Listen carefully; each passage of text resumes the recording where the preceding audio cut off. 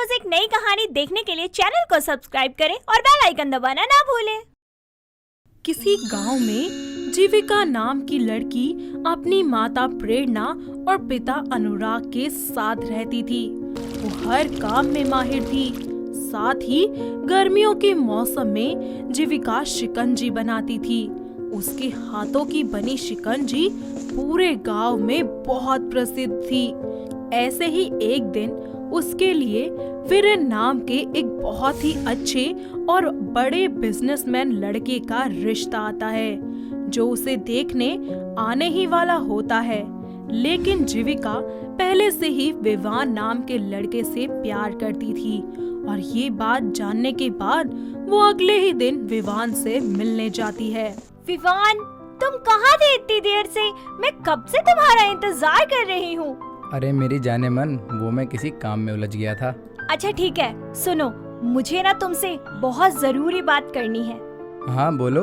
विवान, मेरे घर वाले मेरी शादी करवाना चाहते हैं, लेकिन तुम्हें पता है ना कि मैं तुमसे प्यार करती हूँ और तुम ही से शादी करना चाहती हूँ। हाँ, मैं भी तुमसे बहुत प्यार करता हूँ। तो हम क्या करें, क्योंकि मेरे घर वाले मानेंगे नहीं। तो एक काम करते हैं ना, हम दोनों भाग जाते हैं और फिर सब ठीक हो जाएगा। क्या सच में? हाँ बेबी डॉल, तुम ना मुझे कल रात को 12 बजे स्टेशन की तरफ जाने वाले रास्ते पे मिल जाना। नहीं, कल नहीं, क्योंकि कल मुझे देखने एक लड़का आ रहा है। हाँ ठीक है, वैसे भी मैं कौन सा तेरे साथ सच में भागने वाला हूँ। हाँ ठीक है बेबी डॉल। इतना कहकर जीविका वहाँ से चली जाती है और विवान के साथ भागने की सारी तैयारी कर लेती है। तो वहीं दूसरी तरफ उसके माता पिता उसके रिश्ते को लेकर बहुत खुश होते हैं और अगले दिन वीरेन अपनी माँ स्वामिनी के साथ जीविका के घर आता है। नमस्ते बहन जी। राम राम बहन जी। आइए आइए, आप लोग बैठे तो आराम से। जी जी जरूर। कुछ देर बाद प्रेरणा अपनी बेटी जीविका को आवाज लगाकर बुला लेती है और जीविका एक खूबसूरत सा सूट पहनकर हाथ में चाय लेकर आती है। वीरेन को जीविका देखते ही पसंद आ जाती है और दोनों परिवार वाले आपस में बात करके रिश्ता पक्का कर देते हैं और दोबारा मिलने के लिए बात करके वहां से चले जाते हैं। तो वहीं दूसरी तरफ जीविका विवान के साथ भागने के लिए तैयार होती है और रात को अपने कमरे से निकलकर सीधे वहीं जाती है जहां उसे विवान से मिलना होता है। वो विवान का बहुत इंतजार करती है, लेकिन वो नहीं आता। पर इतना सब होने के बाद वो अब घर वापस नहीं जाना चाहती थी, इसीलिए वो अकेले ही शहर चली जाती है और अगले दिन सुबह शहर में। मैं यहाँ आ तो गई, लेकिन मैं कहाँ रहूंगी, कहाँ जाऊंगी, क्या काम करूंगी? जीविका ये सब सोच ही रही होती है कि तभी वहाँ उसे उसकी दोस्त मिशा मिलती है, जो उसे अपने साथ घर ले जाती है, जहाँ जीविका मिशा को अपनी सारी कहानी बताती है। साथ ही मिशा जीविका को अपने घर में रहने के लिए जगह दे देती है। ऐसे ही कुछ दिन बीत जाते हैं और एक दिन जीविका मिशा से कहती है, मिशा, मैं क्या सोच रही थी कि सारा दिन घर में बोर होने से तो अच्छा है कि मैं कोई काम कर लूं। हाँ यार, ये तो बहुत अच्छी बात है। तो बता फिर, क्या काम करने की सोची है तूने? यार बस यही तो समझ नहीं आ रहा। मेरे पास ना एक आइडिया है। कैसा आइडिया? क्यों ना हम शिकंजी की दुकान खोल ले? हाँ यार, तूने बिल्कुल ठीक कहा। गाँव में भी मेरी शिकंजी कितनी फेमस थी। जीविका मिशा की बात मानकर शहर में अपना एक शिकंजी का शॉप खोलती है और पूरी मेहनत और लगन से शिकंजी बेचना शुरू करती है और गर्मियों के मौसम में उसकी शिकंजी शहर में बहुत ही ज्यादा प्रसिद्ध हो जाती है और धीरे धीरे जीविका शिकंजी को बोतलों में भरकर बेचना शुरू कर देती है।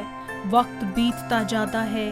उसकी एक छोटी सी शिकंजी की शॉप अब एक बड़े बिजनेस में तब्दील हो जाती है और इंडिया का एक बड़ा शिकंजी ब्रांड बन जाती है। ऐसे ही एक दिन जीविका बहुत ही ज्यादा उदास होकर अपने माता पिता को याद कर रही होती है कि तभी मिशा उससे कहती है, क्या बात है जीविका, आज तो इतना सैड क्यों लग रही है यार? कुछ नहीं यार, बस मम्मी पापा की याद आ रही थी।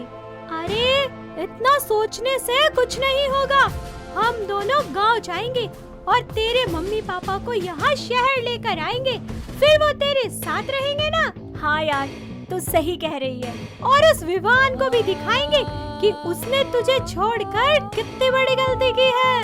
ठीक है मिशा, हम दोनों ना कल ही गाँव चलते हैं। अगली सुबह वो दोनों गांव के लिए निकल जाते हैं और जब जीविका अपनी बड़ी गाड़ी से उतरती है तो पूरे गांव के लोग उसे देखते ही रह जाते हैं। साथ ही उसके माता पिता को उसे देखकर बहुत खुशी होती है और अपना सारा सामान लेकर वो उसके साथ जा ही रहे होते हैं कि तभी उससे मिलने विवान वहां आ जाता है और कहता है, मेरी बेबी डॉल, तुम आ गई। मुझे पता था कि तुम मुझसे बहुत प्यार करती हो और एक दिन जरूर वापस आओगी। मैं और तुमसे प्यार? कभी नहीं। अरे अच्छा हुआ कि उस दिन तुम नहीं आए, क्योंकि अगर तुम आ जाते ना तो शायद आज मैं यहाँ न होती जहाँ पर हूँ। और अब तुम्हें मेरी जिंदगी में वापस आने की और मुझे परेशान करने की कोई जरूरत नहीं है। जीविका विवान की एक नहीं सुनती और अपने माता पिता के साथ वापस शहर लौट जाती है और कुछ ही दिनों बाद उसकी एक इंटरनेशनल कंपनी के साथ कोलैबोरेशन कॉन्फ्रेंस होती है। वो इस कॉन्फ्रेंस को लेकर काफी ज्यादा एक्साइटेड होती है और जैसे ही वो वहां जाती है तो सेंटर चेयर पर बैठे वीरेन पर उसकी नजर पड़ती है, जिसे देखकर उसके होश ही उड़ जाते हैं। लेकिन वो खुद को संभालती है और अपनी कंपनी की खातिर कॉन्फ्रेंस को अच्छे से अटेंड करती है। तो वहीं इस दौरान वीरेन का सारा ध्यान जीविका पर ही होता है। जैसे ही दोनों कंपनीज की डील फाइनल होती है तो वीरेन अपने स्टाफ से कहकर जीविका को अपने कैबिन में बुलाता है और जीविका जब कैबिन में जाती है तो वीरेन उससे कहता है, जीविका जी, कॉन्फ्रेंस के टाइम पर मैं देख रहा था कि आप थोड़ा नर्वस थी। जी कुछ नहीं, वो इतने टाइम बाद अचानक ऐसे आपको देखा बस। अच्छा, जब आपको सब कुछ याद है तो ये भी बता दीजिए आपने ऐसा क्यों किया मेरे साथ? जी क्या मतलब? यही कि आप जो घर से भाग गई थी ना, उसके पीछे की वजह मैं जानना चाहता हूँ। वीरेन की बातें सुनकर जीविका वीरेन को अपनी सारी कहानी बताती है और जीविका की बातें सुनकर वीरेन को बहुत ही ज्यादा अच्छा लगता है और एक बार फिर से उसे जीविका से प्यार हो जाता है। तभी जीविका वहाँ से जाने से पहले वीरेन से कहती है, वीरेन जी, मुझे आपसे माफी मांगनी थी। जी वो क्यों? वो इसीलिए कि जो भी मैंने आपके साथ किया तो माफी तो मांगनी ही है ना। जी नहीं, इसकी कोई जरूरत नहीं है। और वैसे भी अब तो हम बिजनेस पार्टनर्स भी बन गए हैं ना, तो अब पुरानी बातों को भूलकर नई शुरुआत करते हैं।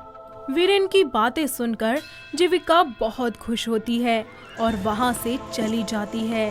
कुछ ही दिनों बाद दोनों एक दूसरे के साथ काम करते हैं और साथ ही साथ बहुत ही अच्छे दोस्त भी बन जाते हैं और देखते ही देखते दोनों को एक दूसरे से प्यार हो जाता है। ऐसे ही एक दिन वो दोनों एक दूसरे को अपने दिल की बात बताते हैं और उनके परिवार वालों के साथ मिलकर एक दूसरे से शादी कर लेते हैं। फिर सब मिलकर एक साथ खुशी खुशी रहने लगते हैं। तो दोस्तों, कैसी लगी आपको हमारी ये शिकंजी वाली बहू? क्या आपके घर के आसपास भी है कोई ऐसा जो इसी तरीके से टेस्टी शिकंजी बनाता हो? अगर हाँ तो हमें कमेंट करके जरूर बताएं। दोस्तों, अगर आपको ये कहानी पसंद आई तो इसे लाइक करें, शेयर करें और कमेंट करके बताएं कि कहानी में आपको सबसे अच्छा क्या लगा।